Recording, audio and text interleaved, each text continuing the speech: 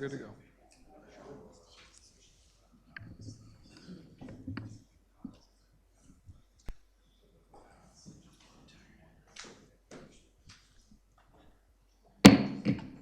Good evening, everyone. We'll call the meeting of the Committee of the Whole together. Welcome to those that are in the gallery tonight. I'm glad to see so many smiling faces.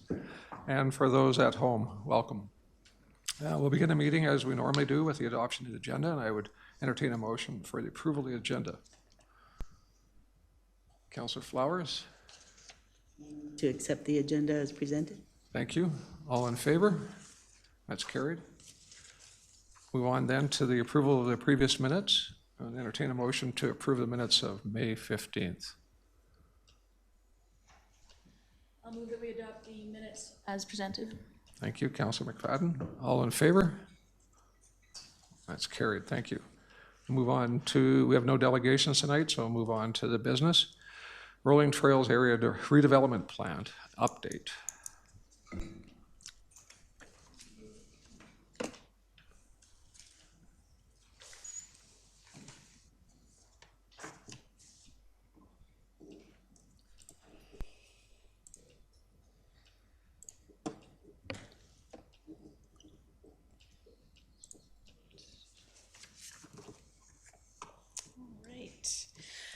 Good evening, Chair Reid and members of Council. This presentation tonight is in relation to the draft Rolling Trails Area Redevelopment Plan. It has been some time since Council has seen or heard anything about this project from administration. The last time was in June 2019 during the Community Enhancement Evaluation presentation, which was prior to formal submission of the plan application. And since it's been some time, administration did want to provide a formal update prior to the plan coming forward for Council's consideration. So just looking a little bit at the timelines to the plan, again, because it's been some time. So June 2019, the applicant did present their community enhancement evaluation to Council. In October of 2019, they made their formal submission of their ARP. And then between the fall of 2019 and now, administration and agencies have all reviewed the plan. There's been public review and engagement through the plan. The plan has been refined several times, and the submission and acceptance of supporting studies has also occurred. So today, we are here before Committee of the Whole just to update prior to Council's consideration. So the plan area is located in the southwestern portion of Cochrane between the western town boundary and Highway 22. So you can see it outlined in the red on the screen. It encompasses the existing Rolling Range Estates and Towers Trail communities and equals approximately 355 acres in size. I wanted to talk a bit about the current status of the lands as they exist today. So the plan area was annexed into the town in 2004 as part of a large-scale annexation with Rocky View County. The plan area is made up of 43 existing parcels, primarily acreage parcels, which range from approximately 2.5 to 20 acres in size. All of the existing acreages were created through subdivisions granted by Rocky View County prior to the 2004 annexation into the town.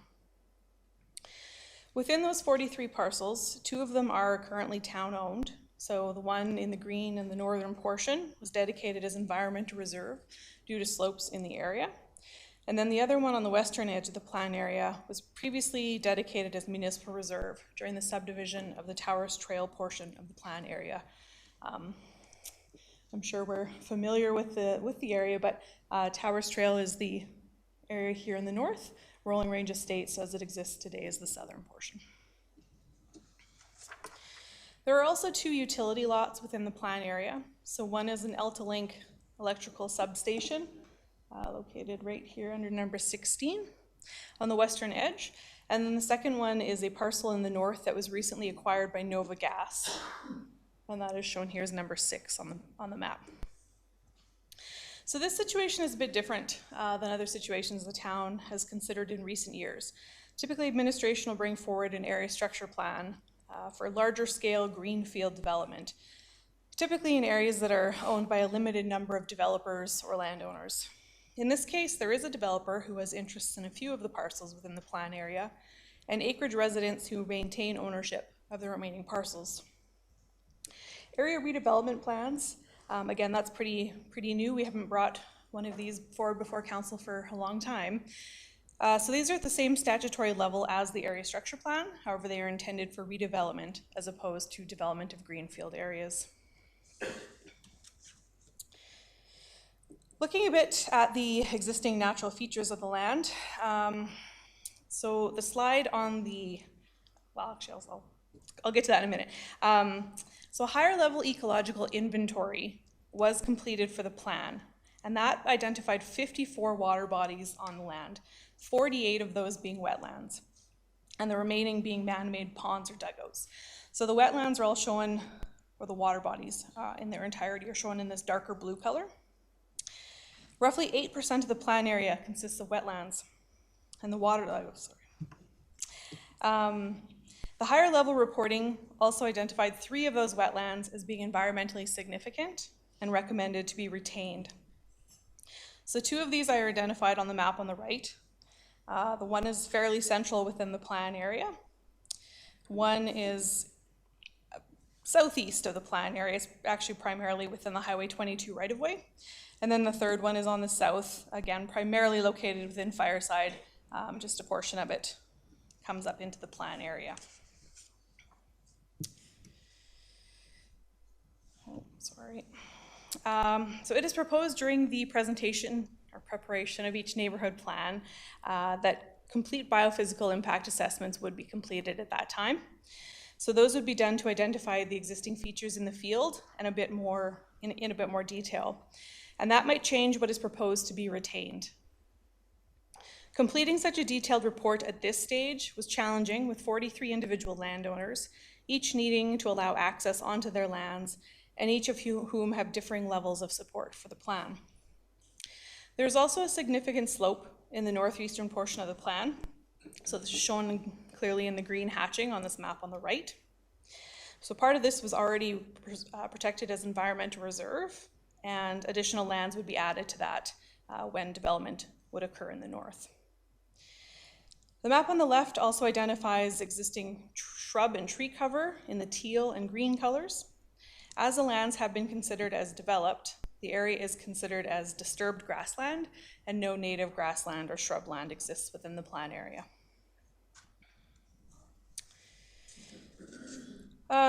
Again, keeping on with the existing features on the land, the northern portion of the plan area also contains various pipeline crossings, which you can see identified in the various colors, as well as the AltaLink transmission line, which does run diagonally through the plan area. All of this infrastructure is proposed to remain in its current location, and setbacks would be used to ensure development occurs at distances agreeable to the utility operators.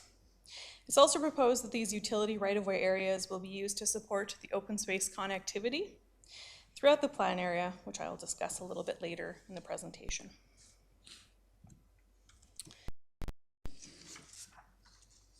So as this is the first proposed planning document specific to this area, there's not a lot of policy guidance for these communities. However, there is some, and I would like to discuss that now. So first up is the municipal development plan. The town's current municipal development plan does have policies specific to these lands. The MDP identifies these lands as Area C and states that Area C shall be comprehensively designed residential community with commercial and industrial uses in proximity to Highway 22. Next up, we have the existing land use bylaw. So the current zoning of the majority of the lands, as shown in the blue, is urban holdings. The exception to this is the existing town MR parcel, shown in the green as Parks and Recreation. There are also the lighter green community service parcel, the St. Peter's Lutheran Church to the north, and then the orange residential medium density lofts on the Bow. However, these are not actually included within the plan area. Under the Urban Holdings District, the minimum parcel size is listed as it was at the time of bylaw adoption. This means that rezonings or subdivisions have not been permitted and will not be permitted until such time as an area redevelopment plan or area structure plan be completed for these lands. This has been the policy that administration has followed since the annexation of these lands into the town in 2004. So now we wanted to look at what has been proposed within the draft area redevelopment plan. So within the draft plan, the lands have been divided into 4 neighborhood areas. So neighborhood area 1 is shown here through the central portion of the lands. It contains 2 20-acre parcels, as well as the town's municipal reserve site and the Altalink substation. And then the corresponding map to the left shows the area, the land use concept for the plan area. So area 1 is proposed as a mixed-use commercial site adjacent to Highway 22, shown in the red. The purple is intended as a flex space that could be developed as additional commercial or residential, depending on the market needs at the time of development. And then the green is that existing town MR, and that would be developed and programmed through the redevelopment of these lands. To date, it is just stayed as a bare parcel. The neighborhood area 2 area is located in the southwest corner of the plan area.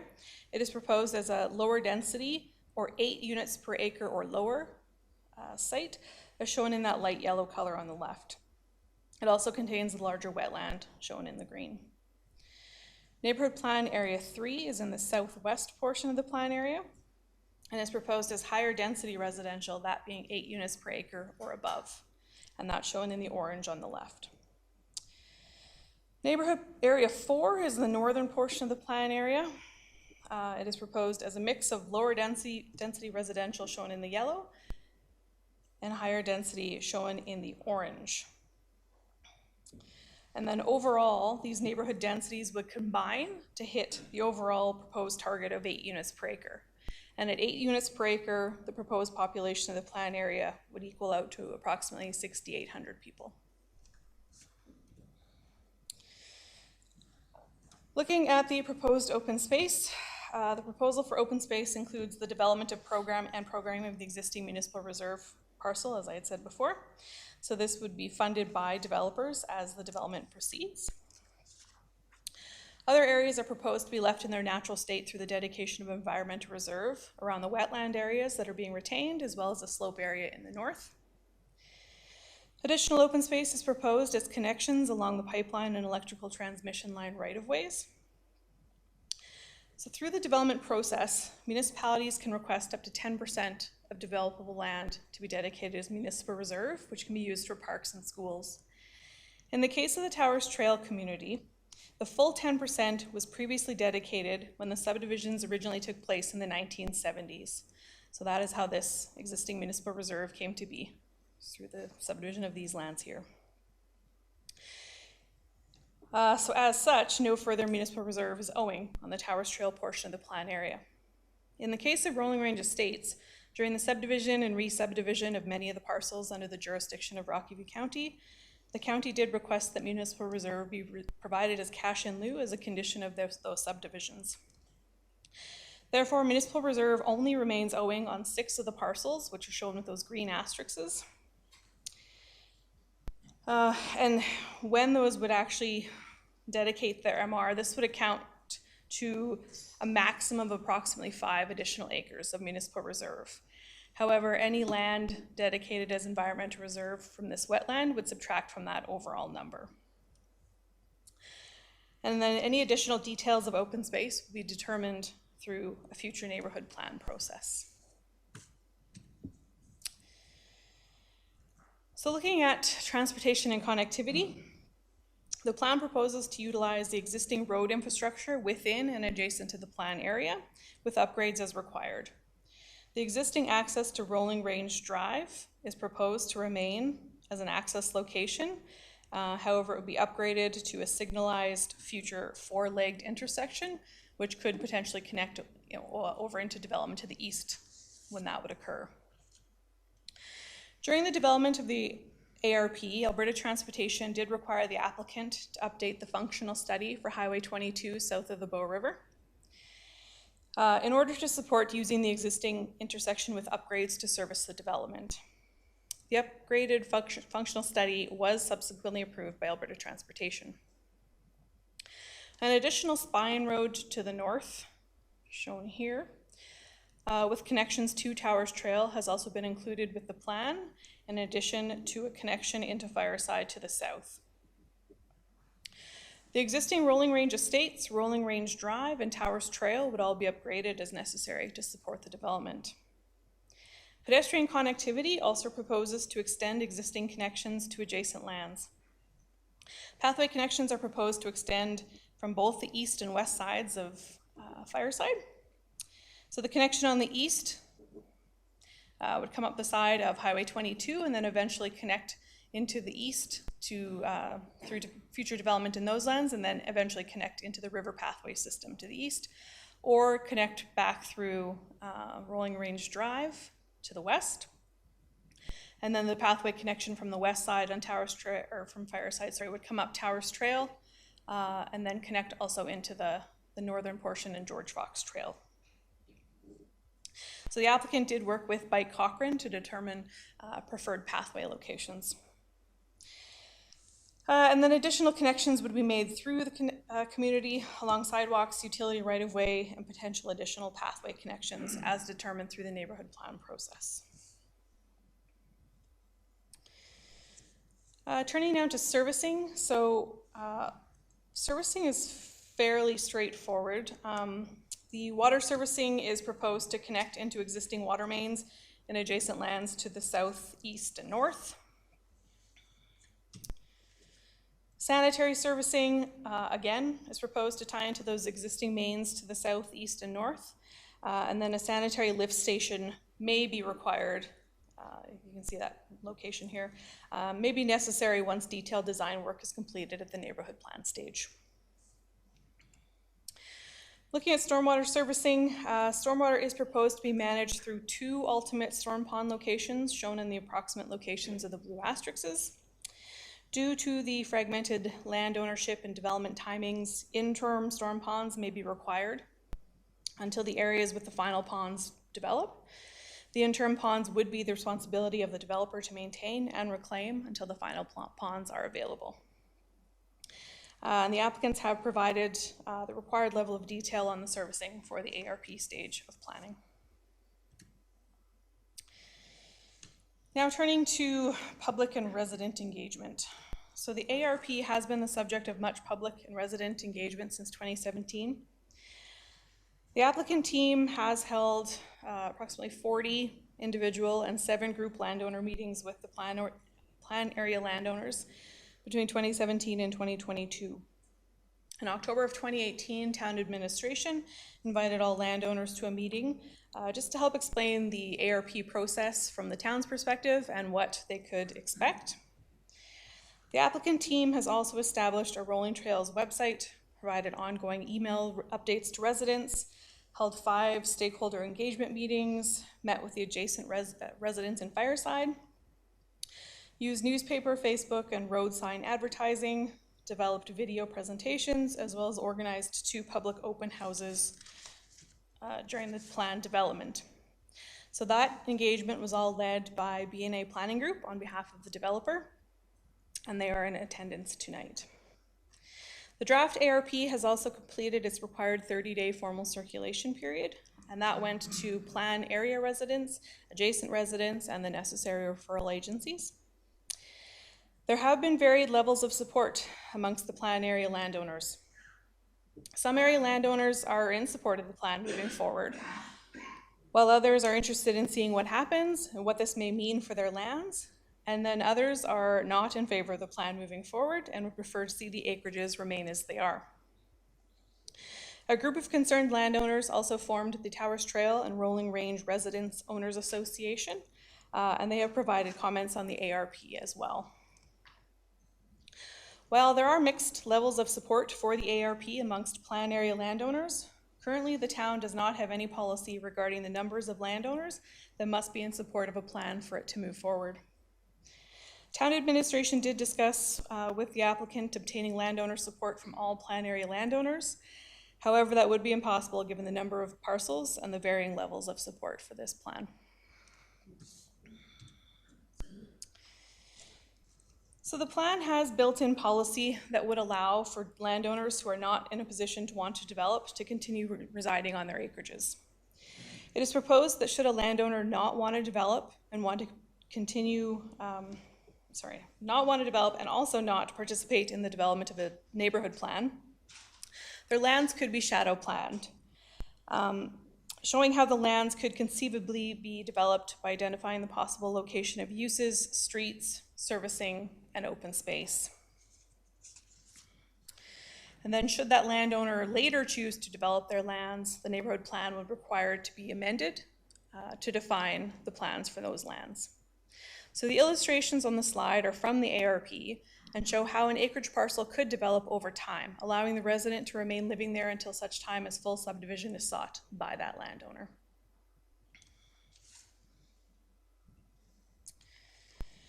Also, in response to concerns of area landowners, as well as the adjacent landowners, boundary interface policies were included in the ARP. The images show proposed interfaces between existing and future residential development, with or without a lane. Rear yard setbacks, screen fences, and landscaping are proposed to separate both existing acreage and urban residential and future residential.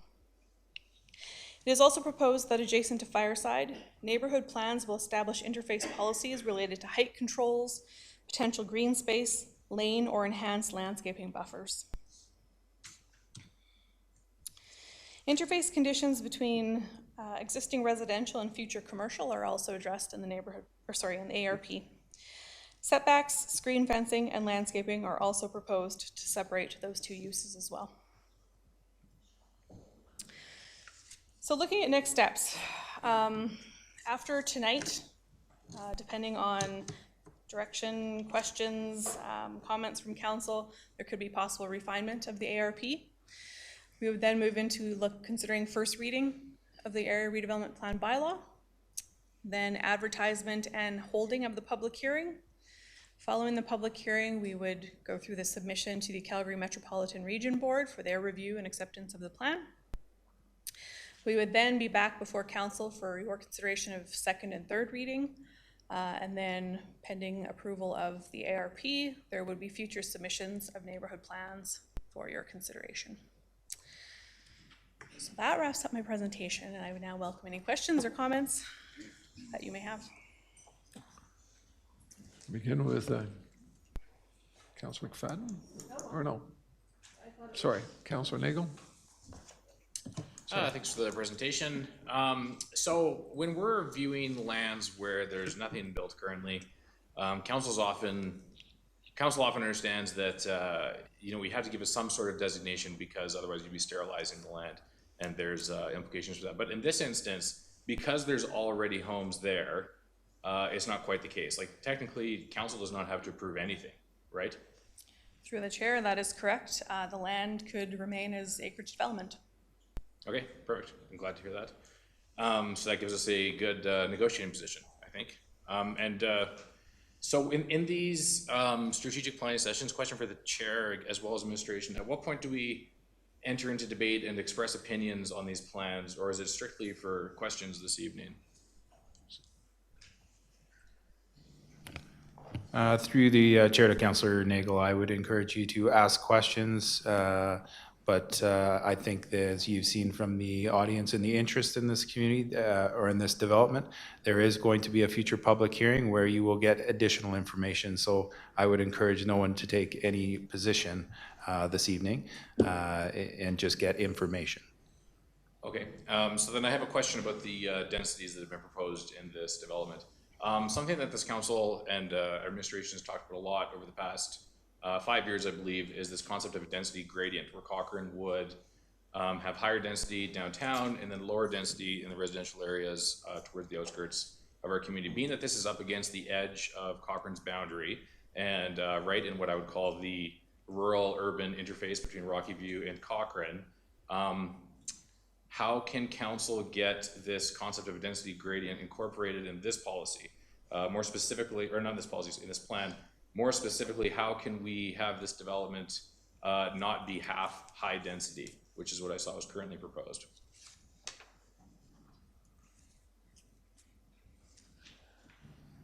I think that could be part of the feedback. I appreciate that council provided and yourself directly at our strategic planning some work on the density gradient. I believe there is a portion of this which is lower density, but if it were council's wish as you go through the evaluating the entire plan and getting feedback from all the parties, including the applicant and people in support and in opposition, if that was something that council was looking for, they could provide further direction on that.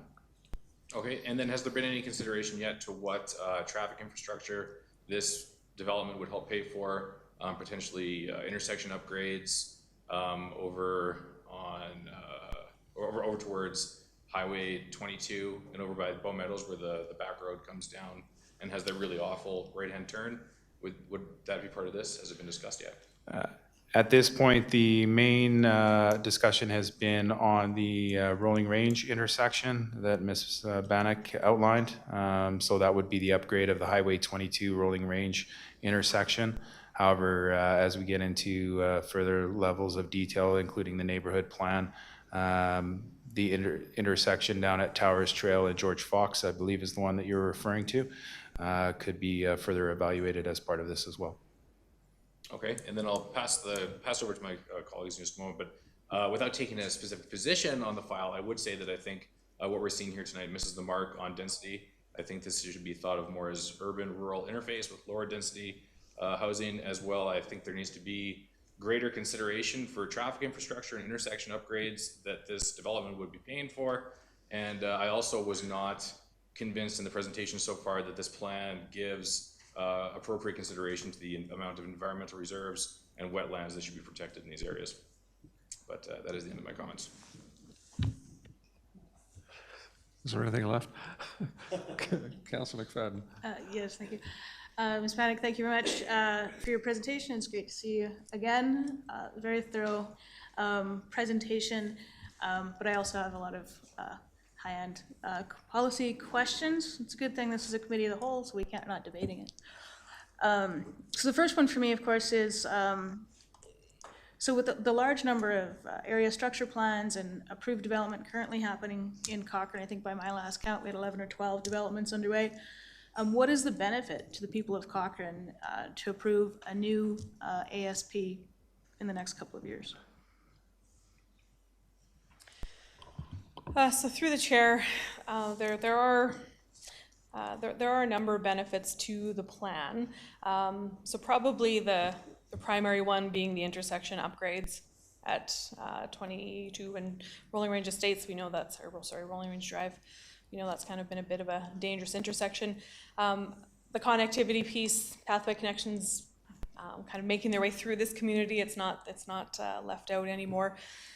The other infrastructure upgrades, there would be other road infrastructure upgrades through the neighborhood plan process that would be identified through the traffic impact assessments. I guess you could discuss taxation. I couldn't talk too much to that piece, unfortunately, but just the move to additional residential development. There is the proposal to include commercial development down on the south side of the river within one of the first phases. And then the plan is also proposing a varied mix of housing. And there's kind of been a emphasis put on some seniors housing or rental housing as well within the plan area that we're lacking a bit in town as well. I don't know if Mr. Heineman, you have anything else to add to that? I would just share with Councillor McFadden that certainly, a very good question. I think a question towards the applicant at a future public hearing to provide them the opportunity to outline those considerations. But I think Ms. Bannock did a very good job of outlining what we would see as administration as the benefits from infrastructure and other associated impacts. Thank you. So my next question is, so this plan has been designed under the auspices of the MDP, which was written in 2008, and I believe our population at that time was probably under 10,000 people. Would it not be more appropriate to wait on evaluating and approving such a new development until the new MDP has been crafted and passed? We've had probably 26,000 people moved to our community since then, and it's probably more appropriate that any new developments come through the priorities and values of the Cochrane of 36,000 as opposed to the population of 10,000. I think there's probably a lot of value change in that time. And so, you know, why would we not wait until the new MDP is crafted? So through the chair, that is definitely under the purview of council if they wish to see that. Administration just has a role to play in bringing the applications forward as they come forward, but that is definitely something that council can note if they wish to do that. Sure. And so the point of my questions today are obviously to kind of communicate some knowledge and share some knowledge, not necessarily to put you in a tough spot. That being said, you got the straw. The next piece, one of the things that we identified here and was that we're going to see some highway commercial being added to the lands. And one of the things perhaps I'd like to hear from the applicant, and maybe I think us as a municipality needs to review, is who decided that that was the priority? I think we would like to see an evaluation, certainly I would. My sense of it is we're actually missing more of a light industrial or a business park. And so I think I'd like to see a stronger understanding or evaluation of what Cochrane's priorities are with non-residential lands. I think there's a greater need there, and so I would just like to understand that evaluation. So that was more of a comment than a question. And I think you did speak to this, and maybe I just missed this part of your presentation. But to confirm, so the Towers Trail upgrade that's been identified so far would be that's coming down onto George Fox Trail. That's the extent of it, or is there more planned? So through the chair, this map here on the right is showing the potential pathway connections. The extent of the upgrades, we would know that at a future detailed stage when we got to that stage. So at this point, we don't know that. This is higher level than that, but we'd be looking at upgrades at Towers Trail. To what extent and how far, that would be determined through the detailed process. Sure, because it'd be fully within, like this is 6,800 people. I don't remember the full build out of Fireside, but I would expect that between Fireside and this proposed development, and making sure, which we've been very clear to do in recent years, multiple exits and accesses for different communities, that there's going to be a higher use of Towers Trail, which is now a very pleasant small rural road. And if you're having this much traffic going to be using it, that would need to be updated to reflect that use. And so I'd like to have a clear understanding of the plan to support that transformation, including who pays for that. Is a comment on that one. And I think a final two policy points. And again, if you can answer this one. So there was talk about a shadow plan for those residents that are not participating or not desirous of participating in this. But what right does the municipality have the ability to conduct a shadow plan over lands that are still privately owned and do not wish to participate or have indicated that point? So if you could outline the legislation on that. Right, and so through the chair, that's where I did note the town currently has no policy that really speaks to this, what level of support you need, what to do in situations like this.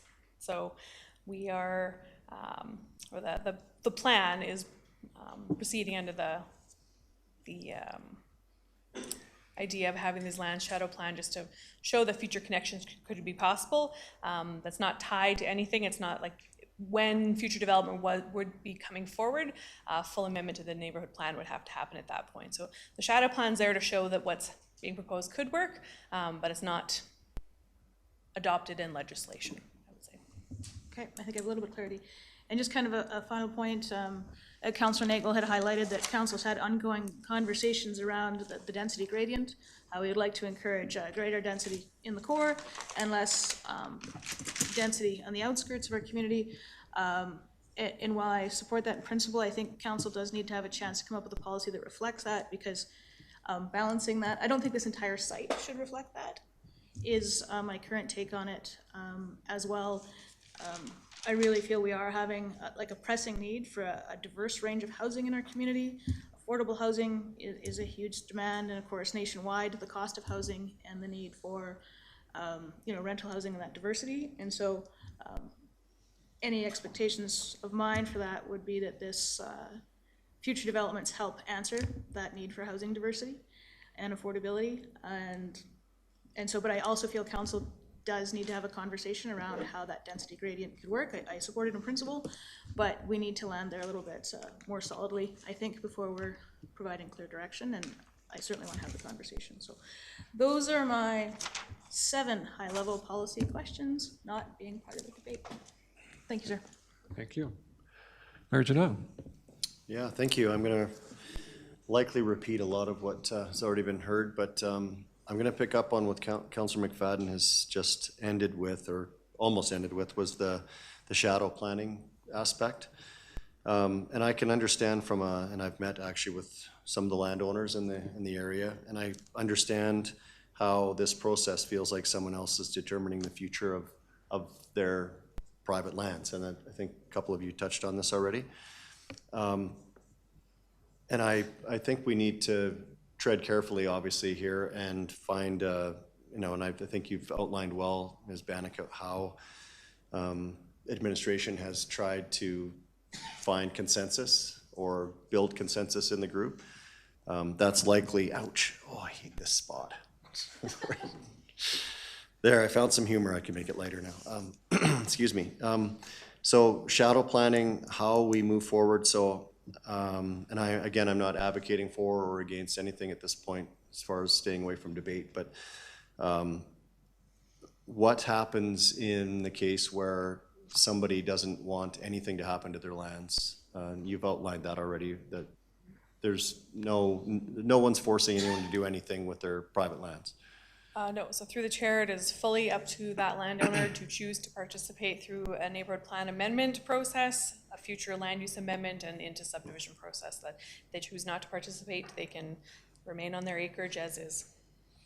So can I ask, and I don't want to draw too much of a parallel, but the Jones Estate issues that council's been, and our community's been dogged with for however many years, is that an example of somebody wishing to remain outside of a planned area, and now we're dealing with it after the fact? I mean, how can we go through this process and not make the same mistake?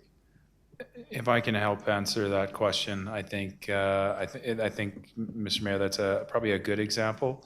By participating in this process and providing input, I think the most important thing that we're trying to establish as administration is that someone's land is not negatively impacted. Again, there would be a number of people with different views on what that exactly means, but we don't want someone to be in a position where they don't have the opportunity to benefit from development in the future.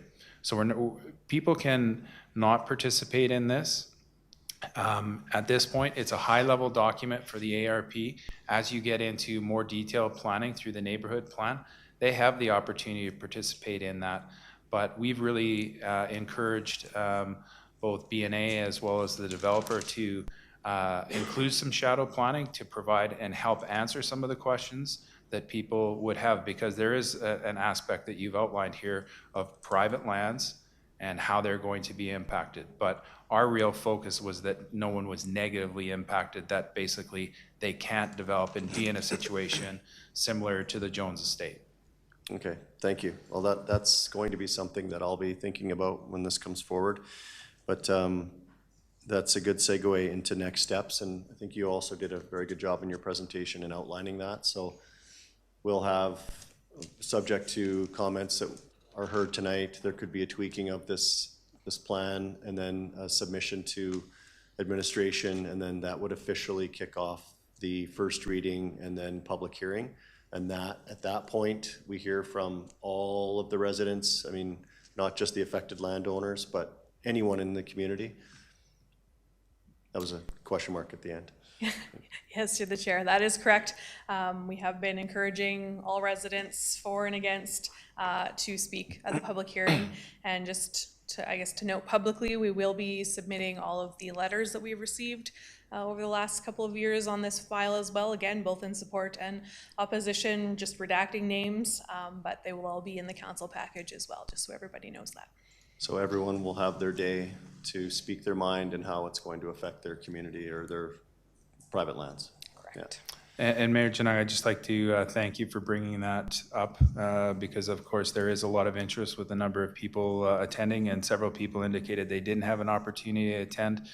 We want everyone to share their voice when this item does come forward.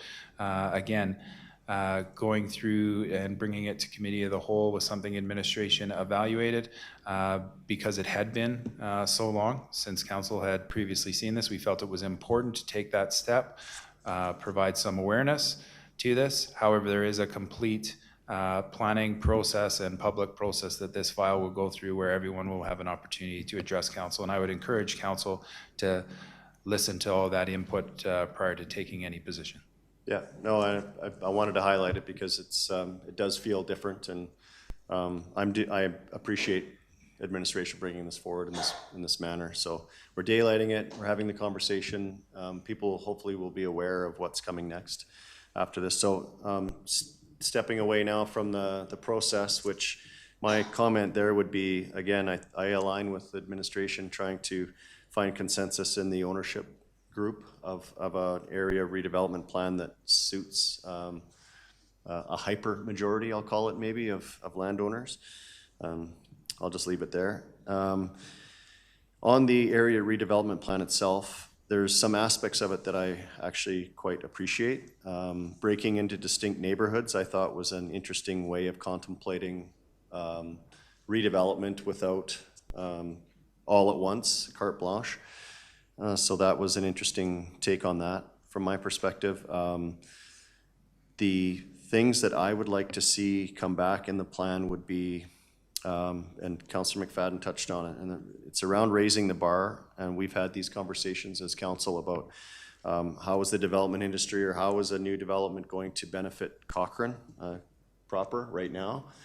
I would like that plan, and any future plan for that matter, to have a list clearly outlined of the benefits that it will be bringing to our community, whether that be trails, non-res, transportation upgrades to 22 and in this case Towers Trail, missing housing mix you talked about, Councillor McFadden, water perhaps, open spaces. I mean, things we've highlighted I think very well in our strategic plan that could be drawn on, and I think the plan itself does that, but I would like a real list clear on maybe even on the front page of what it is why we should be raising our hands for an area redevelopment plan.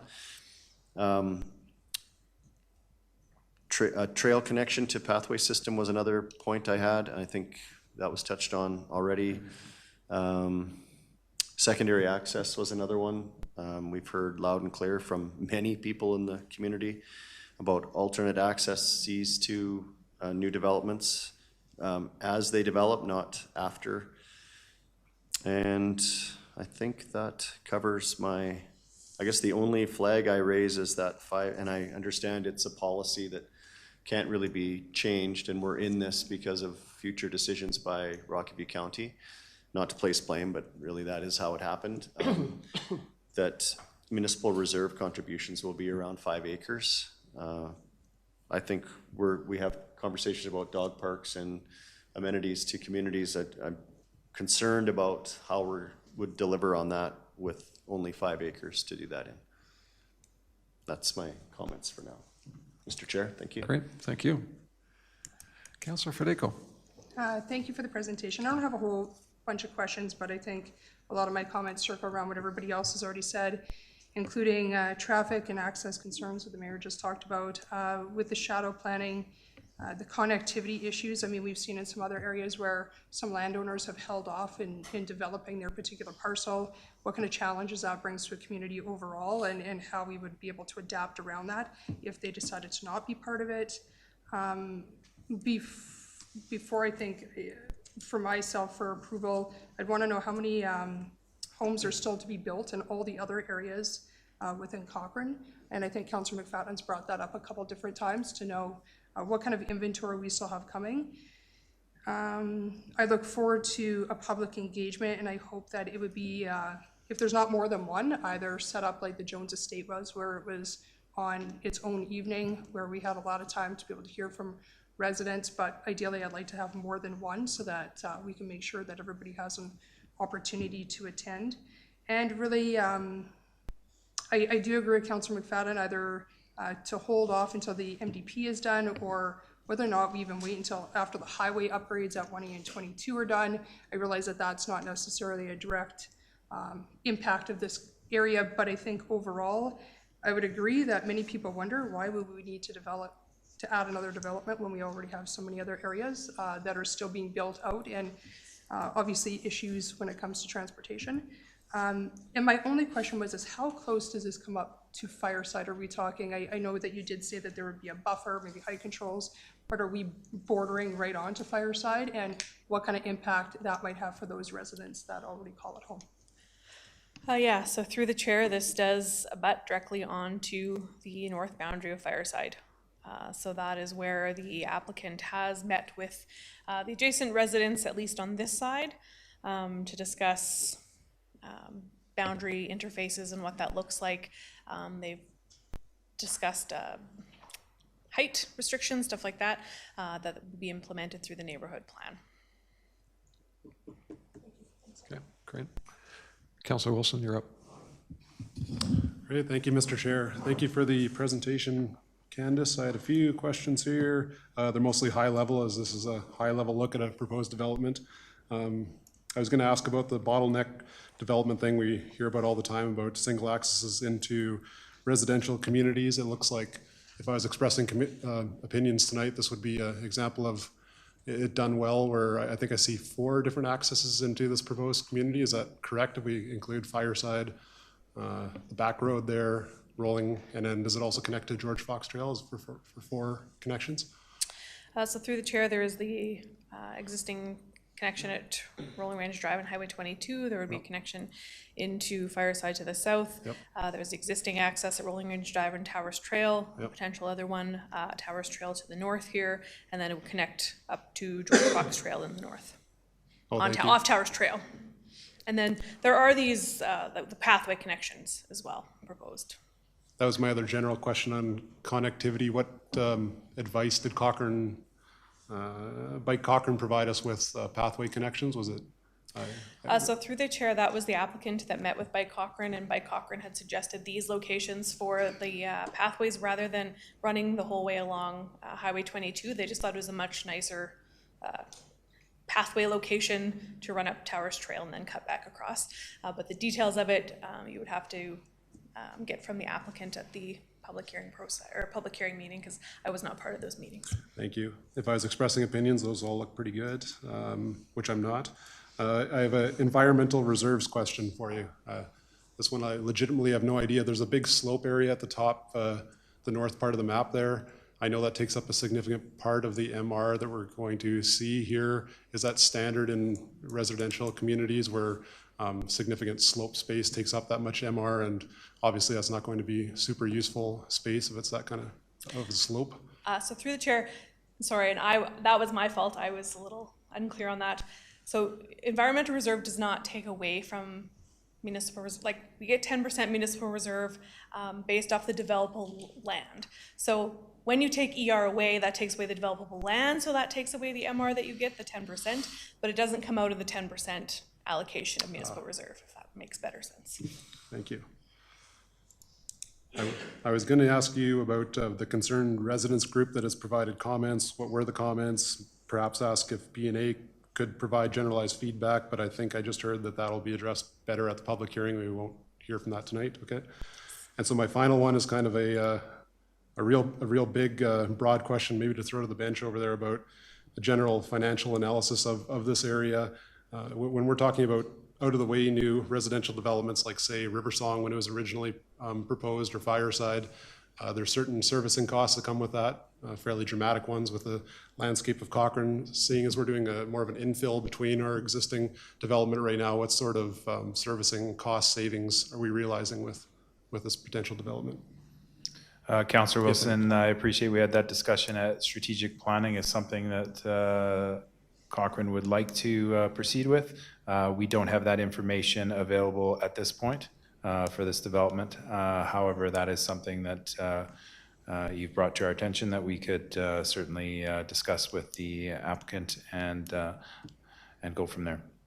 Wonderful, thank you. I think it's something that goes hand in hand with the mayor's comments about what are the benefits to current Cochrane residents from I guess a lifestyle point of view. This would be more of a financial point of view, but both ways, I think it's important to bring to council just to show what benefits the community provides to people that already live here. And that's all I have for tonight. Thank you. Thank you. Councillor Flowers. Just a couple more things that weren't covered. The wetlands, you said there was 48 identified and only 3 were being saved. They're the biggest 3, but is that a number that we have to live with, or can we raise the bar on that and expect more wetlands to be saved? So through the chair, I think the thing that administration would want to see next is the biophysical impact assessment that actually goes out and assesses all of these wetlands in the field and does a bit more in-depth study than what was done for this ecological inventory. And I think then we can have the conversation of what should be saved, but I think we need that piece of information to really identify the importance of the wetlands out there first. Okay, and water licenses, I know we're working hard to acquire more licenses, but does that come hand in hand with when this project might happen? Through the chair to Councillor Flowers, yes, we're working diligently on water license, but it is a separate issue from this development. Specifically, the developer is not bringing forward a water license as part of this application. Thank you. And my last question was, could you just explain again the 10% that we acquire for the town and why it was already given and there's not much control over it? Yeah, absolutely. So in the 1970s, when the initial subdivision of the Towers Trail portion of the plan area was done, so that was all under Rocky County, they acquired the 10% municipal reserve at that point and dedicated this municipal reserve piece. So then when the land was annexed into the town, that transferred from Rocky County to the town of Cochrane. So that takes care of all the municipal reserve owing in this northern portion. And then with Rolling Range Estates, what happened down here was during some of the initial subdivisions and then some follow-up, like cutting these pieces or cutting the subdivisions a little bit smaller, like there's re-subdivisions that happened. Through that process, again, Rocky County had requested that the municipal reserve be paid as cash in lieu rather than dedicated as land. So cash in lieu was collected on all of these parcels in the south that don't have the green asterisks on them. So the only ones that still remain owing with municipal reserve are the ones with the asterisks. So if you take 10% of their area, it is 5 acres approximately. But if we are going to dedicate some of this wetland as environmental reserve, that'll take away from the 10% of developable area. So it could likely will end up being less than 5 acres.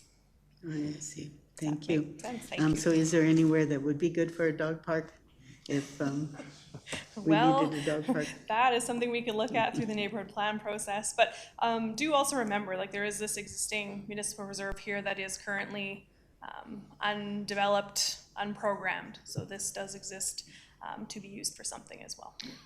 Okay, thank you. And Councillor Flowers, if I can just sort of expand on Ms. Bannock's comments, that's the challenge when these lands were annexed in 2004 with, if you think of other situations that council deals with where it's a single owner, undeveloped lands, or maybe a single home on a large piece of property, the municipal reserve is not dedicated. So we have the benefit of a developer coming forward, coming up with a plan and planning that space. In this case, the space is already planned for us through that annexation in the sense of, or dedicated for us. So it makes this situation a bit more challenging, but certainly there's opportunities with that property in the long term. Councillor Nagel, another final thought? Just a question. Since we're reopening the discussion on the use of this land, though, is there not opportunity to ask for some more municipal reserve? So through the Municipal Government Act, the municipality is limited at, it's up to 10% that we can request. Are we confident that even though the cash in lieu was given to Rocky View years and years ago, but town of Cochrane did not get that cash in lieu. So how does that?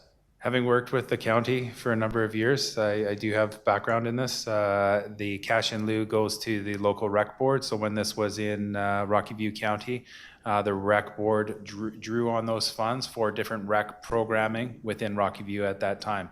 We do not have an opportunity to go beyond the Municipal Government Act and request additional municipal reserves. So Ms. Bannock is right. We have the one parcel and then the opportunity for 5 additional acres through the development process.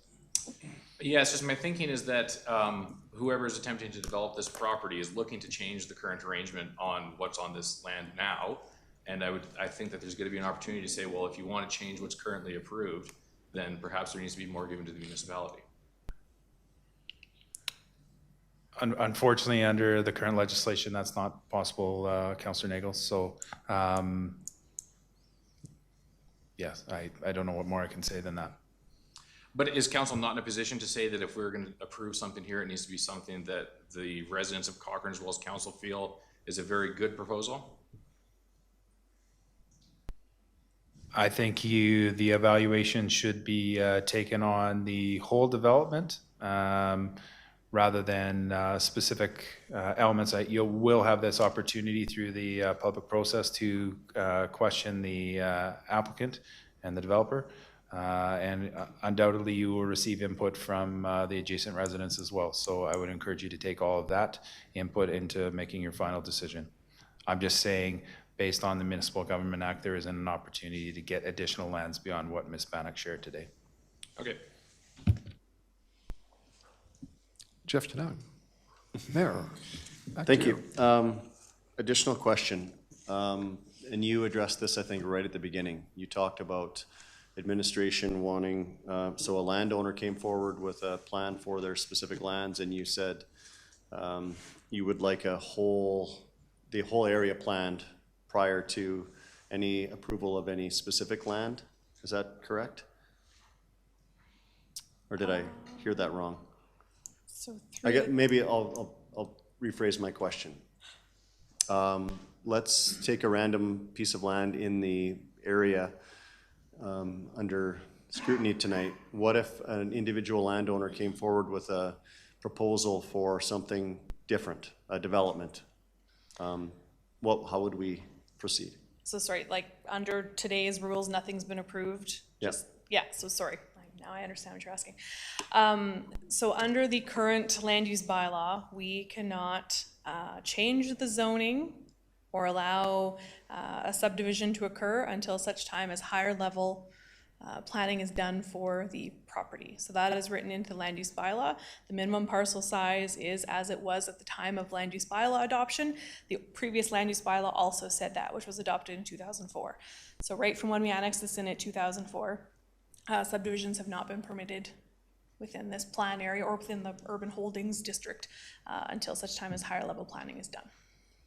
Okay, and that's what I thought I heard you say. So really, essentially, we have, through other policies and guidelines and rules that the town has, we are insisting on an overall plan for this entire area before we start to allow piecemeal development to happen, which now could I ask a question about what are the risks of that happening?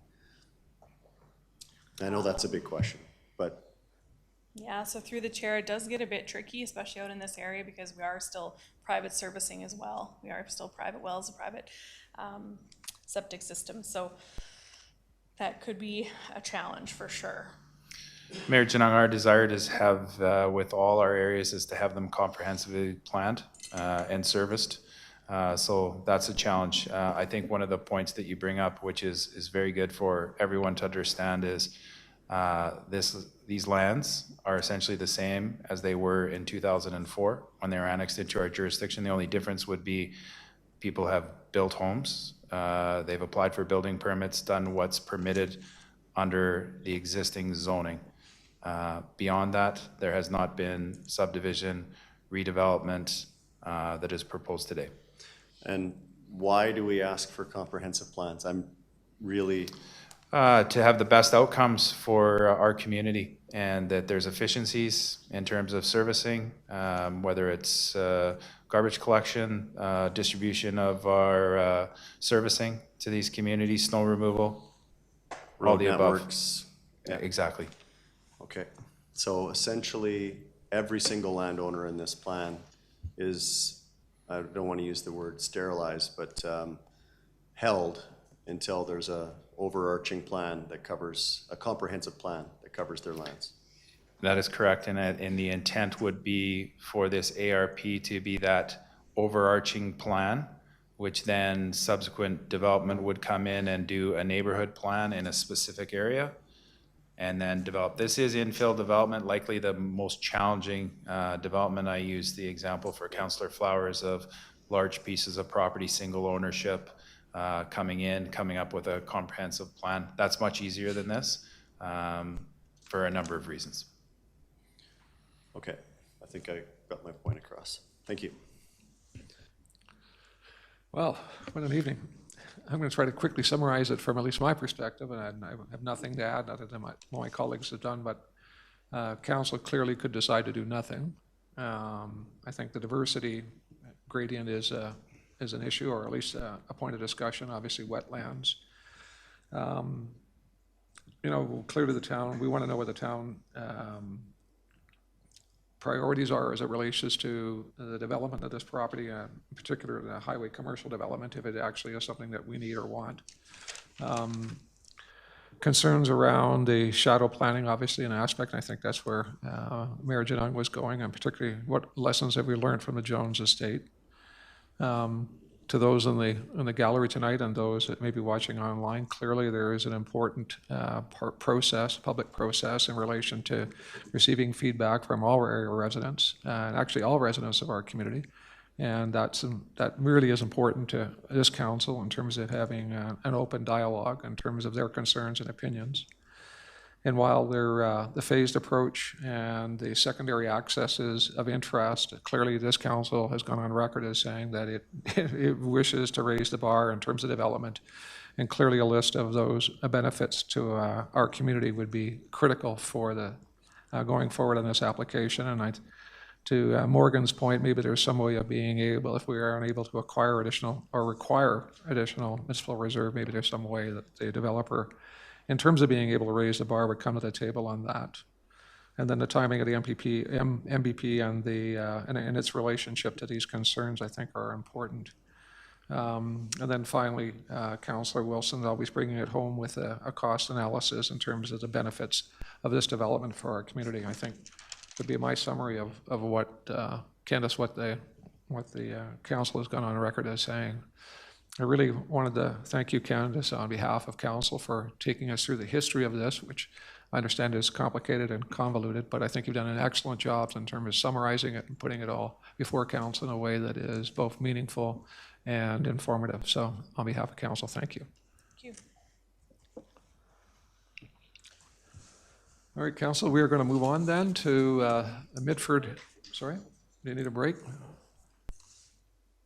Wish of council? 5-minute break? Okay. We will take a 5-minute break then.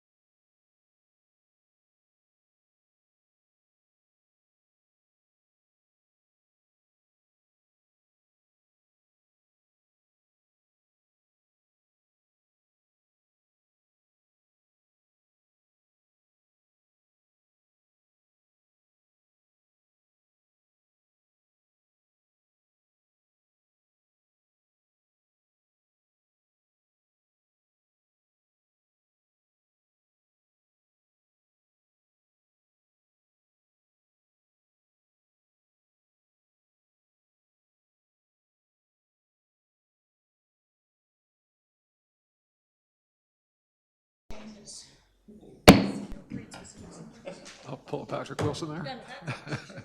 We'll call the meeting back to order. Thank you all for being diligent with that 5-minute break.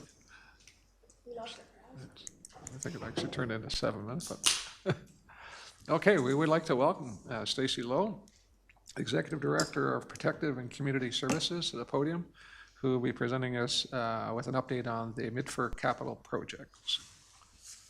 Thank you. Good evening, Deputy Mayor, Mayor and Council. I am here this evening to discuss the 2023 Mitford Park capital projects originally planned, pardon me, by the Community Services, Parks and Open Spaces team. Included in the 2023 capital project plan were 2 investments into Mitford Park.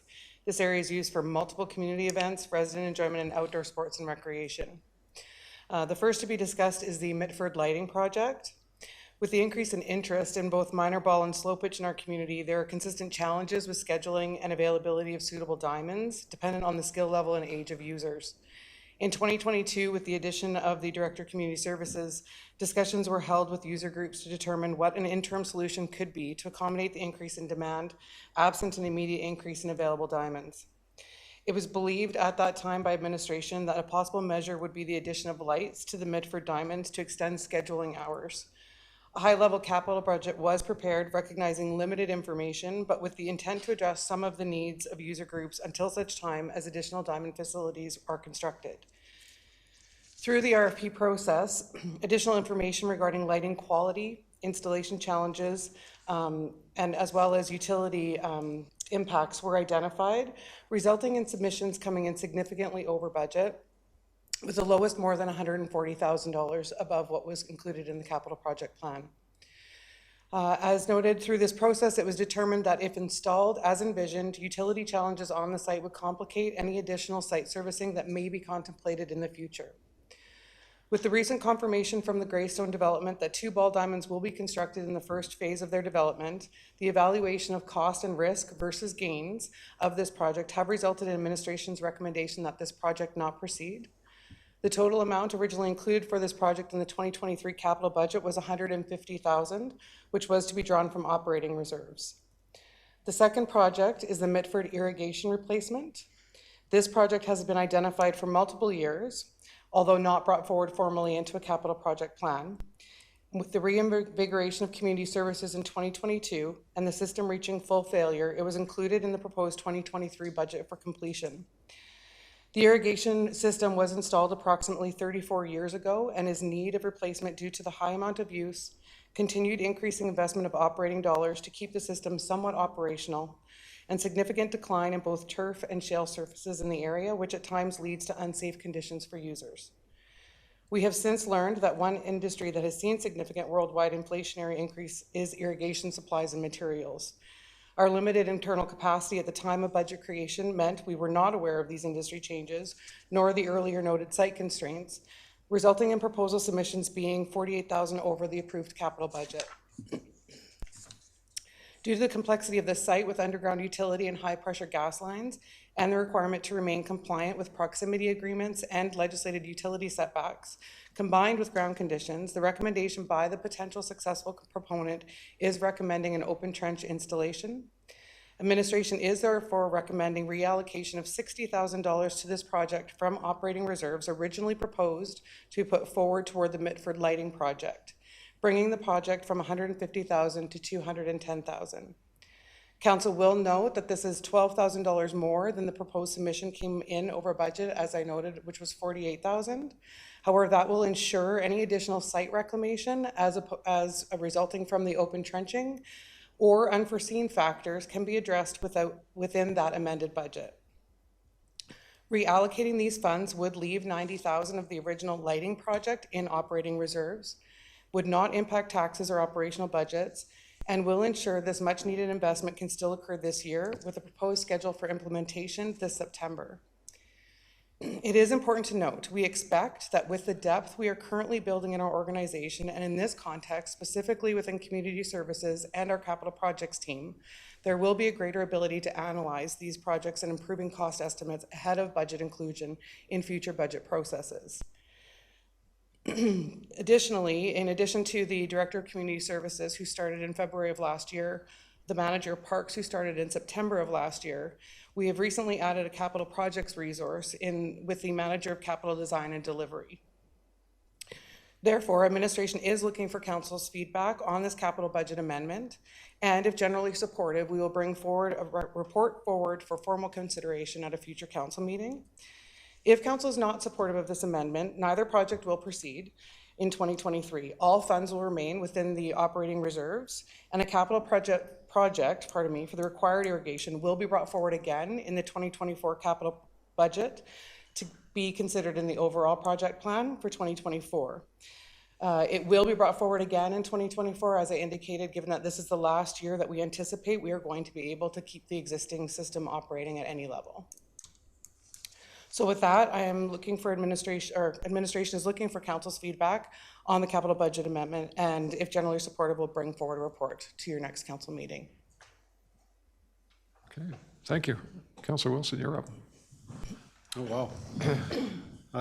Thank you for the presentation. The only part that I wasn't sure about as listening there, Ms. Lowe, was, is this a Band-Aid solution to the irrigation system, or are we actually fixing it for future years? This is a full, pardon me to interrupt you, sorry, through the chair, this will be a full irrigation system upgrade and replacement.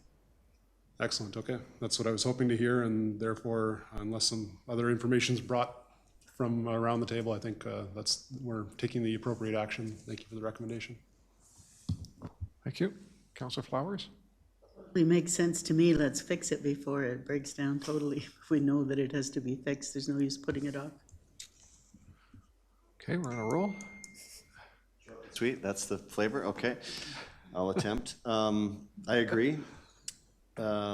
With the outline from administration, I think the only thing I would add is if we waited on the irrigation, it's likely going to be more money in future years, so we might as well get it done. So. Agreed. Councillor Federico? I only have one quick question. Would it impact any sort of gameplay or anything like that? Through the chair of the project, that's part of why the project is intended to be initiated in September, so that it does not affect the season for 2023. Perfect, thank you. Seeing no other questions, I'll thank you on behalf of council for that presentation. I know you're not going to be able to take a breath because you're doing the next one as well. And just to summarize that, though, I got the general impression that council was in support of not proceeding with the lighting project because of the reasons you stated. Recognize that some of those funds will be diverted to this irrigation project, which, while we're not voting on it tonight, there seems to be a general consensus to proceed, and to excuse me, and to recognize that with the additional staff that council has approved in the past in terms of supporting the administration, that we'll be able to hopefully avert these problems in terms of cost underruns, if you will, recognizing that we're in a different world than we were 2 years ago or even a year ago in terms of cost estimates. So thank you on behalf of council. Thank you. We'll then move on to the fire services level of service, and I'll let you take that one as well.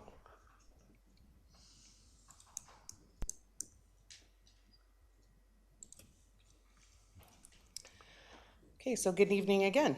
I am here before you this evening to present to you proposed changes to Cochrane's Fire Services Level of Service Policy and Procedure 140202, which are in alignment, the proposed amendments continue to be in alignment with the strategic plan foundations of financial sustainability, organizational resiliency, and livability. I'd like to first acknowledge that the Citizen Action Group that has been active both locally and provincially presented to council specifically requesting the addition of a transport-capable vehicle to Fire Services fleet for use as a warm, secure base for patient care and for patient transport when necessary. Administration has reviewed and continues to monitor the state of emergency medical services in our community. And over the last 2 years, fire services have experienced an increase in the number of events where our fire service employees and apparatus have been on scene alone waiting for an ambulance. A report was brought forward to the April 3rd Committee of the Whole meeting, which did not recommend the addition of a transport-capable unit and identified the capabilities currently available within our existing fleet. Administration did, however, recommend council consider changes to our level of service policy, which resulted in council providing direction that we bring back proposed changes for consideration. So you have seen this slide before in previous presentations to council. It's just a bit of an update, reminder on the medical first response program and the differing levels of care available. As noted on the slide, our current level is at fire medical responder, and we are recommending changes to the level of service policy to primary care paramedic, which we will refer to as full scope BLS. As noted in previous presentations, so you have seen this picture before as well, this is our existing rapid response vehicle, which was added to the fire fleet in 2019 and can accommodate up to 4 personnel and is our primary response for medical first response calls. This unit can be utilized as a warm, secure base for patient care when necessary, but it is not suitable for patient transport. These are just some additional pictures of the vehicle as well as the inside. Administration continues to be of the opinion that the addition of a transport capable vehicle is not the right solution. While the intent of the Citizen Action Group is for transport to only be provided when necessary as a result of the absence of an AHS resource in Cochrane when the patient status necessitates, the addition of this asset and transport service without dedicated staffing would place a strain on fire personnel staffing levels required to be response ready at times when the transport vehicle was in the city of Calgary, as that vehicle and the staff attending would be subject to the same backlog delays currently being experienced by AHS EMS apparatus and personnel. We believe the current fleet asset to be appropriate to the level of service currently provided and the proposed amendment to increase to full scope BLS. So currently, MFR response is triggered based on the severity of the event and the amount of time for an ambulance response being greater than 10 minutes. Our internal data shows that the EMS response does comprise approximately 50% of our fire service annual call volume, and we have continued to see an increase through 2022 to the number of events attended. However, all of that said, fire events do continue to take priority over medical first response calls, and in the event we were in active suppression, we would not be in response mode for a medical first response. You have seen this information before, but just as a refresher, our fire services level of service policy was determined in 2014 that we would provide the service under the medical first response program at the MFR EMR level. There are basic levels of interventions that are included at that level of service. And so we are suggesting that a change in our level of service policy could create better patient outcomes. Currently, our 6 full-time staff on each platoon do have a varying level of medical training among them, everything from standard first aid to having advanced care paramedics. As noted in previous reports, we do believe that an appropriate next step is to change our current level of service from emergency medical responder to full scope BLS life support at the primary care paramedic level when available by on-duty staff. While this change will not impact the availability or delays experienced with EMS arrivals, better patient outcomes can be achieved through this change. An increase in service level to full scope BLS would allow for increased patient intervention authorized to be administered by fire personnel, allowing for those with higher level of training than the current level of service to be in full use when available and needed. Not only would this contribute to better patient outcomes, it can reduce the impacts to our team as well when they are on scene, have the ability and training to intervene at a more complex level, but are currently not authorized to do so.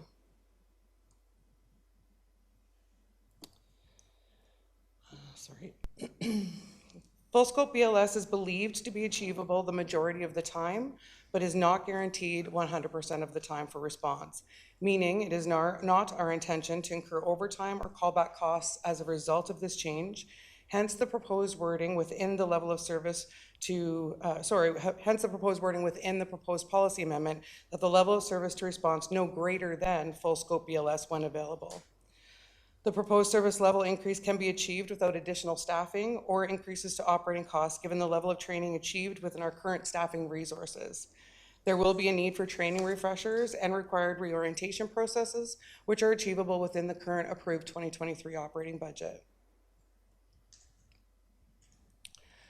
So this slide just identifies what was included in your agenda package with the specific amendments to the policy as noted in the red line. So administration is looking for feedback on the proposed policy amendment as requested by council. If general support is acknowledged, the policy will be brought back to a future council meeting for formal consideration. Now you can take a breath. Councillor Flowers. Thank you. In my recent discussions with the Citizen Action Group, they really believe that we just need a better vehicle for looking after people while they're waiting. It's nothing about transporting to the city, but is it true that the vehicle that we have, there's no room to work around the patient to use all the equipment that we have? Through the chair to Councillor Flowers, in speaking with both the chief and the deputy chief, we believe that the vehicle is suitable. While it is true that we cannot fit a stretcher within there and have easy access around a stretcher, we don't currently provide that level of care from a stretcher service perspective. We've not encountered significant incidences where we are treating a patient outside where we're not able to provide the level of care required while we are waiting for transport. I do believe from my discussions with the group that's one of the concerns, but the vehicle itself does provide a level of space for a warm, secure space in the absence of requiring a stretcher. So that was going to be my next question, was what is the fire chief's position on this? Because we haven't heard from him directly, but can you just summarize what his thoughts are? Yeah, so just to touch on that through the chair, our presentations to council, generally speaking, we're keeping those at the director or executive director level or higher, hence why the chief has not been here to present, outside of the absence of a director position being filled and or my absence. It would not necessarily be the norm for the chief to present. However, that is not to say that these reports and the proposed level of service changes as have been brought forward and contemplated by council have been done in concert with both the chief and the deputy chief. So the opinions and the comments that you have heard are consistent with the fire services department.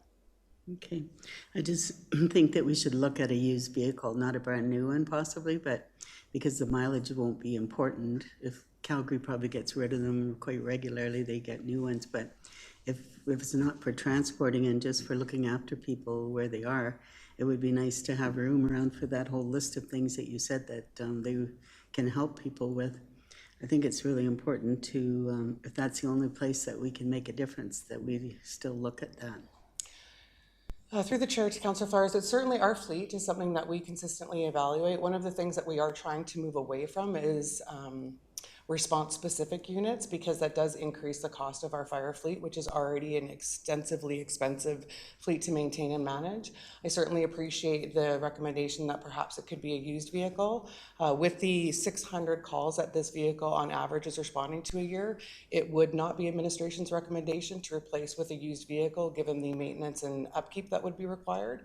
However, should council wish administration to consider involving or including something like that in future budget considerations, it is something that we can look forward to. Okay, I'd like to see it in there. It's a small cost when you think of the big picture, and if there's no more staff needed and we're moving towards helping people more while they're waiting, it would be nice to have the adequate space. Yeah, the only thing that I will say that I will add is the only limiting factor on the use of a dedicated vehicle is the fact that when we are operating at 4 staff on shift for whatever reason, which is our minimum staffing level, they do continue to respond in the engine so that they are still fire response ready. Okay, well, I don't want to see it come off the table. I'm curious to see what others have to say. Okay, Mayor Janone. Yeah, thank you. I appreciate the report tonight. And I agree with the kind of the direction that you've outlined. I really like your line around improving, in this case, Cochrane residents' experience while they're waiting for a provincial response. And I say that really dramatically because I think we all around this table understand that this is a provincial jurisdiction, and I really, for one, do not want to take that step into the provincial realm where we're starting to take on costs and liabilities. For all the reasons that you've outlined in the report, I won't go into great detail, but none being more important than our fire response risk that this starts to put at risk if we're stepping further into it. So really agree with the outline and the policy changes. Around the response vehicle, I think that's a future budget conversation is where I'd like to see it land, in the greater umbrella of everything that we're talking about, from a return on the investment that Cochrane taxpayers are doing. Does this one make sense? Maybe it does, maybe it doesn't. I understand clearly that the Citizen Action Group isn't asking for a transport vehicle too. I think you've outlined that, Councillor Flowers. But if we're hearing from Chief and our Executive Director that the current vehicle can suit that need, for me, it's around having the people trained and available to improve that resident's experience in that moment. And I think there's a whole lot more that we need to talk about around that vehicle specifically.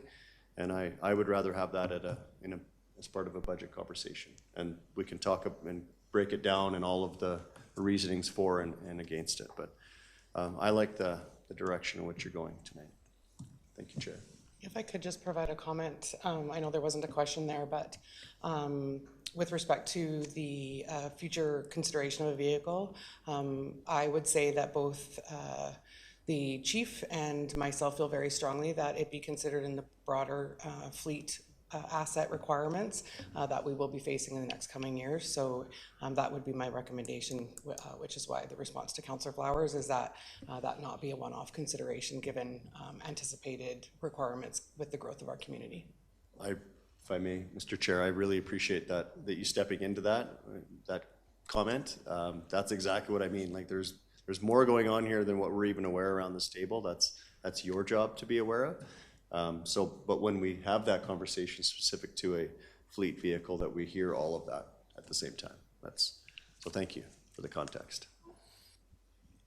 Councillor McFadden. Yes, thank you very much. I think I've got some clarity here. And as has already been mentioned, like the CAG group wasn't actually asking for a vehicle that would do the transfers. And so my initial point was just going to be, could we circle back? Because there seemed to be a disconnect there, but it seems that we understand each other now. If I could, I did go back to the Citizen Action Group specific PowerPoint presentation that they provided that evening because I understood that there was some confusion on whether that was what they were asking or not. It was part of their presentation that it would be transport capable if absolutely required. So any vehicle that will accommodate a stretcher will be deemed, I would assume, for many residents in our community to be transport capable. Okay. Yeah, so I think there was just a confusion on there, so sounds like we're talking that one out. And so what I'm hearing from your presentation is that we're not really seeing, the need for a transport-ready vehicle to kind of hold patients in place while you're waiting for the provincial EMS to show up. Do we have an idea of how many numbers of people would actually need to have stretcher care in a vehicle? Like, I think you said, you're not seeing a high number, but do we have an idea? Are we talking like, a handful, or are we talking multiple dozens? I have no idea. Through the chair to Councillor McFadden, it's not something that has been identified that the RRV that was added has not met the need of the response to medical first response calls. I'm not sure if we would have that level of detail of breakdown in patient response and care during our medical first response calls. Certainly it's something that we could look into when we are preparing any future budget consideration that council, because that is a relevant evaluation context that you're going to need when you're determining the value of adding an additional fleet asset to the service. Yeah, no, I would appreciate that. And I certainly appreciate that we're finding a way to increase our service levels and to help fill that gap that we're experiencing because of the lack of speedy provincial EMS service. So I do appreciate we're trying to find ways to fill that gap. And I appreciate that we're able to increase that level of service within our current staffing, our current training. You indicated that there would be no increase in this budget because it was, this budget has the capacity to carry it, but does it overall at an increase of our budgetary cost to do that? When we were evaluating it, when the presentation first came forward and we determined that potential appropriate mitigating step could be an increase in level of service. Our evaluation indicated that there would not be significant impacts to either your capital or operating budgets that have been brought forward for fire services.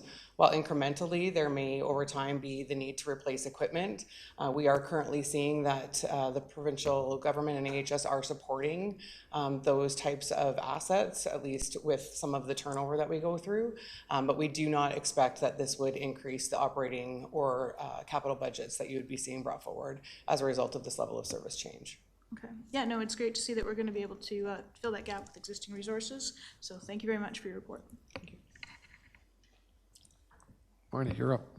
Thanks for the information. I'm curious on the staffing numbers that are in this report and what their carryover is, because we don't have obviously 48 members when you add up all the 16 staff that do this, 9 staff that do this. Are they in double categories if some of them are able to provide dual services? So through the chair to Councillor Federico, this is our full fire services complement, so it would include casual firefighters that we currently have within our service. Okay, so they're all just listed once. There's nobody, yes. nobody in double categories. Okay. Another question is, and I think this might be an important one to consider if we're considering vehicle stuff, is over the past year, and this is probably something that you don't know offhand, but how many times have we ended up with a 4, 5, or 6 person platoon? Because obviously, like you said, it doesn't always happen that we have 6 people on a platoon, but I'd like to know the breakdown between 4 and 5 compared to 6. I would not have the actual numbers handy. We do, on average, maintain 5. Operating at 4 is not ideal. That is a risk that we risk out when we allow that to occur. We always attempt to achieve 5 on shift at any given time, which allows for greater response for our fire personnel. The platoons currently have 6 on each platoon. So when there is vacancies and or leaves or holidays, we backfill to a minimum of 5, generally speaking, when we go out to our casuals for casual availability. Our attempt is to get to 6. Generally, on average, we are at 5, and there is the rare occurrence where we are operating at 4. But again, we risk that out depending on where the shifts are landing throughout the month, whether the time of year. But I can certainly get you the numbers on how often that occurs, but it's not something I would have in specifics. Yeah, I would like to see what the numbers look like on that one. Also, when it comes to the vehicle, to provide room to be able to provide necessary medical support, and I appreciate the fact that we've heard from the chief and the deputy chief.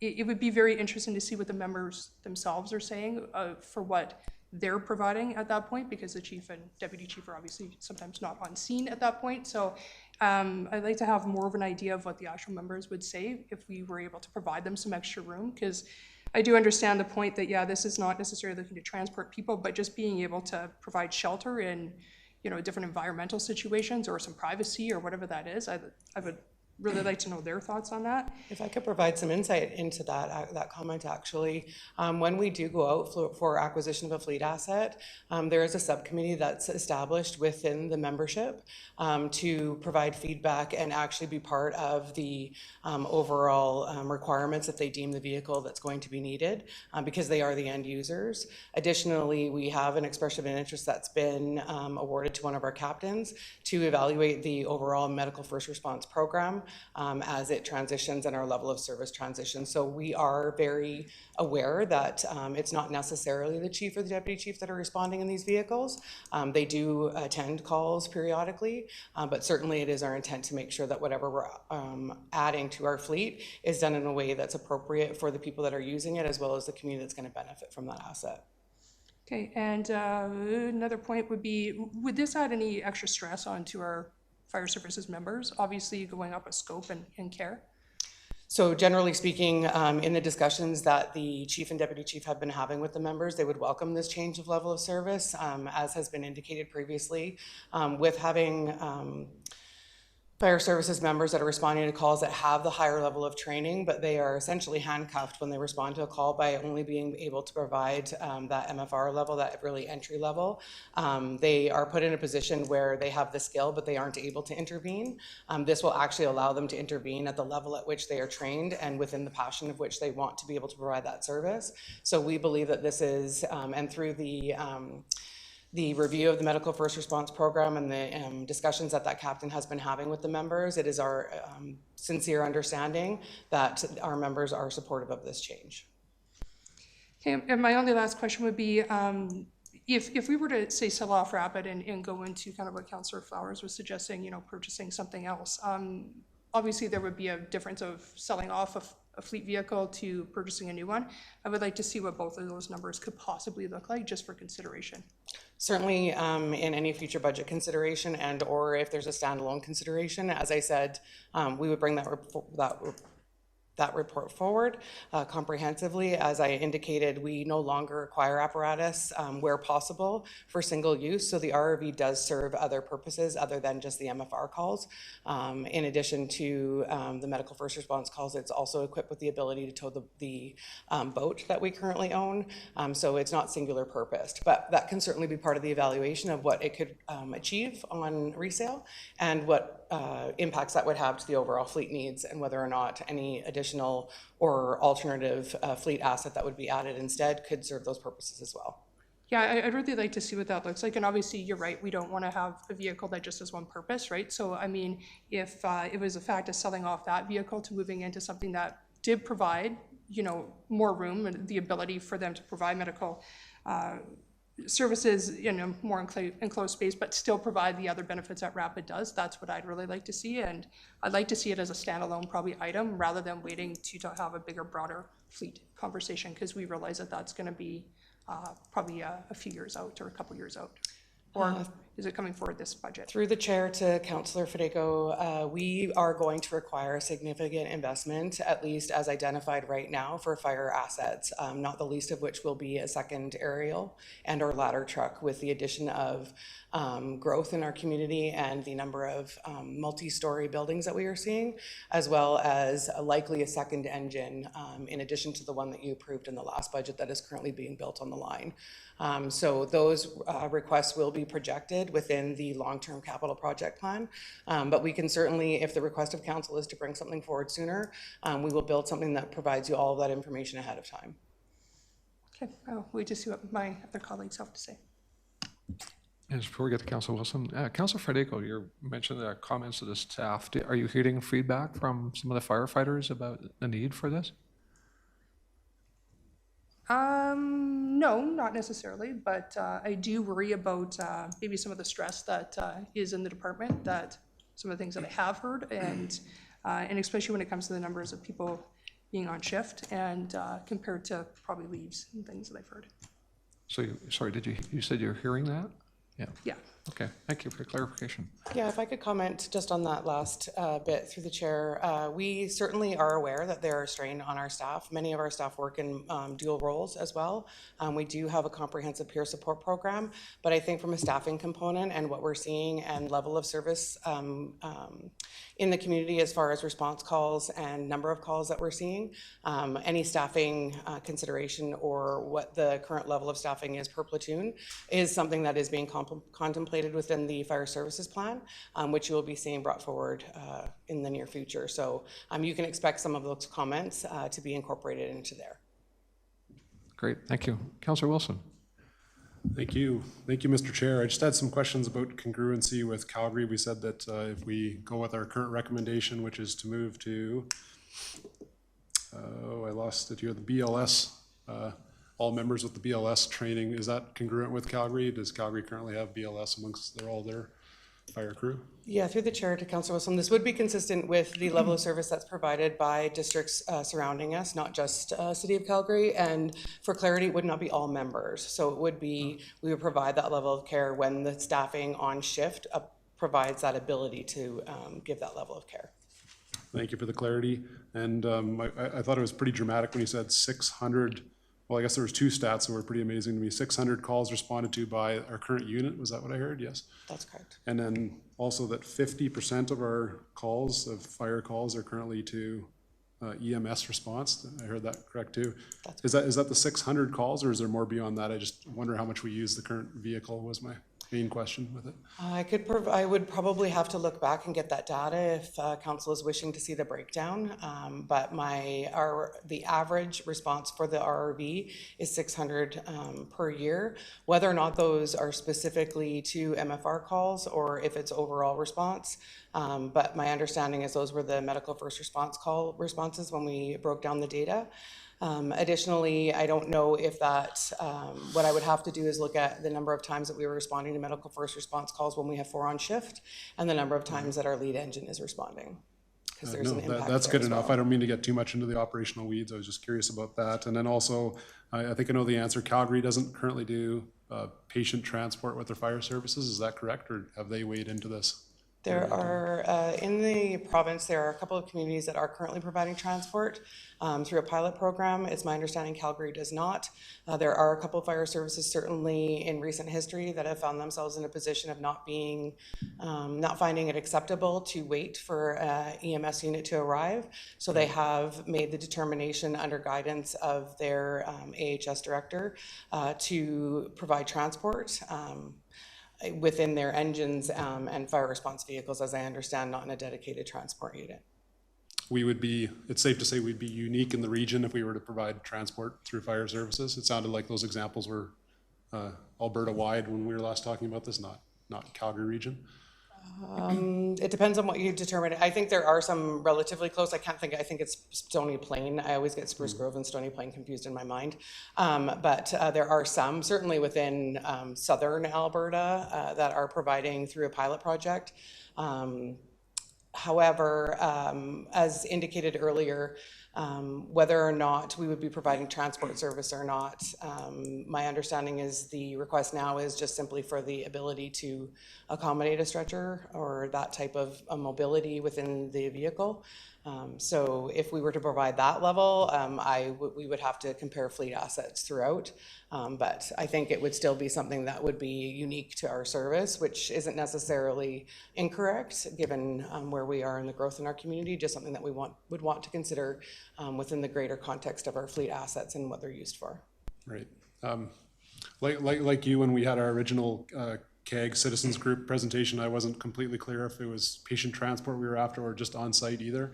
So I appreciate all the new information, and perhaps CAG could come back and clarify if they felt the need to, but for now, I'm appreciative of the administrative response. Thank you. Councillor Flowers. Just one question about leftover dollars from last year. Will we be looking at a list soon for things that we were not able to fund that we could fund due to reserve or money left over? Through the chair to Councillor Flowers, are you referring to any surplus that would be existing? That's the word. Yeah, that report is coming in the future to council, along with the audited financial statements, as I understand it. So you will see those by end of June, 19th of June. Thank you. Okay, if we're going to have a list that we're looking at, I hope this could be on the list.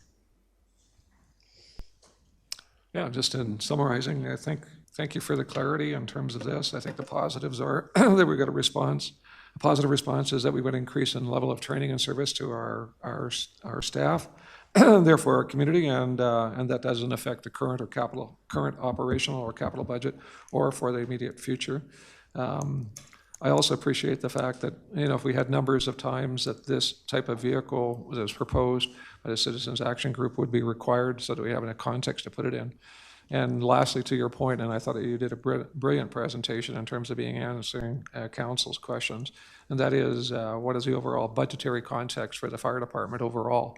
I personally am troubled to think that we would just do a one-off because that never goes well. So to your point that there are additional ladder, truck, other things that are needed in terms of being able to provide appropriate services to an entire community. And lastly, I think, we haven't said it, I think maybe it's a flash of blinding obvious, but the ongoing liabilities associated by the province not assuming its responsibilities, both in terms of liability and cost for EMS services, I think we continue our advocacy services. And while we haven't said that specifically, I hope that anybody who's watching or summarizing this from a news perspective would recognize that we're not taking our foot off that pedal. And we will continue to fight hard and long for EMS services, the appropriate allocation of EMS services to our community as a viable solution. So on behalf of council, thank you very much for your presentation. Council, we're to the point where we're going to move in camera, so I would entertain a motion to move in camera. Seems to be Councillor Nagel will seem to have his hand up there quickest. So all in favor? That's carried. Am I understanding in camera is going to be in here or? Okay.